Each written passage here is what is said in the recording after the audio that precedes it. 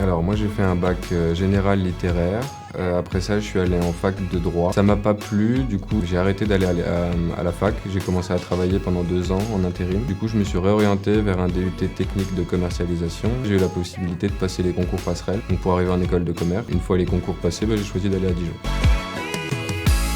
Je voulais vraiment faire un apprentissage parce que comme j'ai un profil un petit peu atypique où j'ai perdu du temps, on va dire, je voulais rattraper ce manque d'expérience professionnelle par justement de l'expérience professionnelle. Et même si on a des stages et qu'on a pas mal d'opportunités en école, pour moi rien ne vaut l'apprentissage.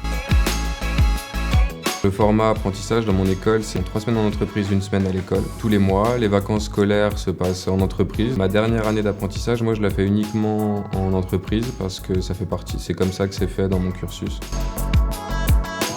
Moi je suis à cheval sur 2 pôles, donc le pôle Invest in Côte d'Or. Donc dans ce pôle-là, j'interviens par exemple sur l'immobilier d'entreprise. Le but c'est d'attirer des porteurs de projets en fait qui pour rendre notre région dynamique. D'un autre point, c'est que je suis sur le pôle performance commerciale. Donc là on s'occupe de tous les commerçants de Côte d'Or. Donc on fait de l'assistance et de l'accompagnement sur des projets personnalisés. On gère aussi des porteurs de projets mais donc à plus petite échelle. Et ma plus grosse mission dans ce pôle, moi, c'est de développer un outil qu'on est en train de créer. En fait, on est parti de rien. C'est un diagnostic numérique qui est censé aider les commerçants à comprendre quelles sont les meilleures pratiques sur le numérique en fait, en rapport avec leur activité.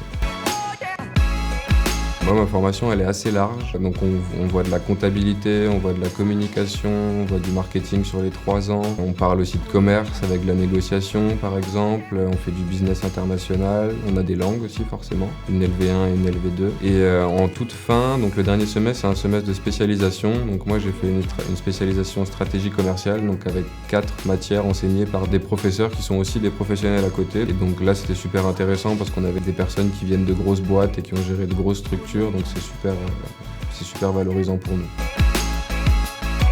À l'entreprise, il y a cette liberté dans le sens où on organise notre journée un peu comme on veut. Moi, je fais ma journée comme j'ai envie. C'est plus agréable, je trouve, on est plus libre. Et puis, moi, j'en avais un petit peu marre de l'école, de ce côté être assis, écouter, être passif. Là, je suis actif et c'est plus intéressant pour moi, je trouve.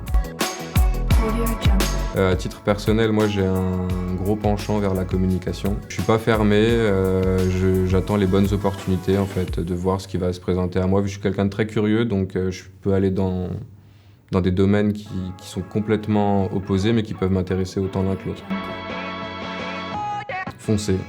Franchement, foncez, parce que c'est enrichissant d'un point de vue personnel et c'est enrichissant d'un point de vue professionnel. Il n'y a pas beaucoup d'expériences où on apprend autant de choses, que ce soit du théorique ou des fois c'est sur soi. Et puis l'apprentissage, c'est les clés du savoir-être en entreprise en fait. Il faut avoir les codes. Une fois qu'on a les codes, ça nous aide à être bien dans pas mal d'entreprises, je pense. Foncez, vous aussi.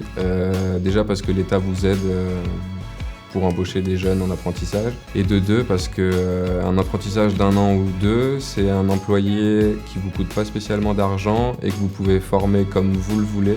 Et donc quelqu'un qui, au bout de quelques temps, sera certainement très efficace. C'est dans le sens de la vie, en fait, que d'aider les jeunes. Donc c'est les jeunes, après, ils vont vieillir et c'est eux qui aideront d'autres jeunes.